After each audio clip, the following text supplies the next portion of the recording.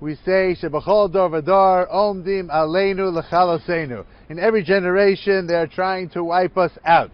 If that's the case of Klal Yisrael in general, when it comes to the Jews in Eretz Yisrael, Shebachol yom v'yom, every day, there is a terrorist entity that is trying to get rid of us.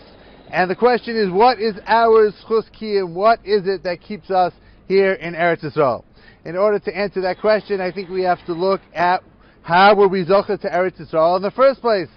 And the answer to this question lies in the second bracha of benching. The bracha of Nodelecha concludes ala Eretz v'ala mazon, birkas ha'aretz, and the Gemara tells us in brachas on daf mem ches and mem tes, brought down in Shulchan Aruch, siman kuf pei zayin. There, it's paskin la'alacha that in the birkas ha'aretz you must mention bris v'torah. Without bris v'torah, you're not yotzei. And Rashi explains, and Mishabura explains, it's the schus of bris and Torah that gave us Eretz Yisrael. There's a discussion if that's a din daraisa derabanan, ayin sham. There's a discussion if you need to actually say the words bris v'torah, or it's enough to say val brischa shechasamte b'sareinu, val torascha shalim adetanu, which is minhag Ashkenaz.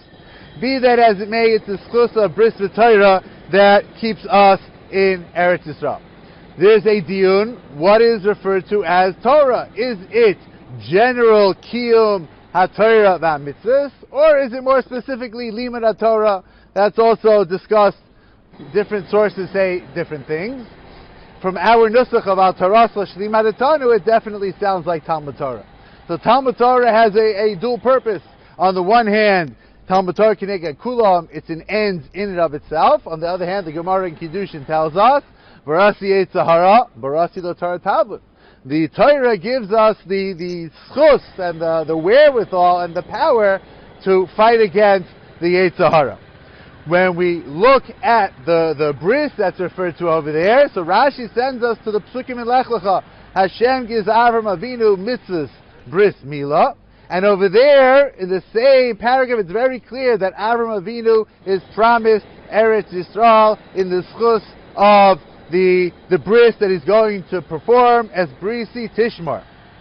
Many years later, Klal Yisrael are about to go into Eretz Yisrael, Yoshua Perek Hey, and Hashem tells Yoshua bin Nun, wait, we need a mass milah. Just as we had 40 years ago when Klal Yisrael left Mitzrayim, before you go into Eretz Yisrael, you need a mass milah. Bnei Yisrael did not perform mitzvahs milah in the Midbar. They felt it was dangerous. Before they go into Eretz Yisrael, they need to have a mass milah, and Yoshua explains to Klal Yisrael, our schus to Eretz Yisrael is through bris milah. When the Ramban discusses bris milah, he says the following. He quotes the Radak, the reason for bris milah, shesam zikaro. We have a permanent reminder, be'ever hataiva, on the organ of desire, rav hamehuma v'achet, which is potential for great confusion and sinning.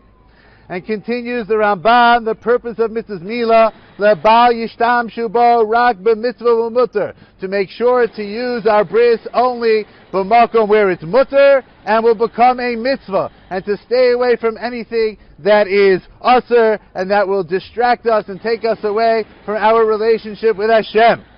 May Hashem give us the strength to be mischazek, strengthen ourselves in the learning of Torah, and thereby strengthen ourselves in Shmiras HaBris, and maintain our zchus kiyum in Eretz Yisrael. Ad bias Goal Tzedek Mimheira V'Yameinu. Thank you for listening to the Guard Your Eyes Daily Chizuk broadcast. Pass them on to your friends and help spread Kedusha in the world.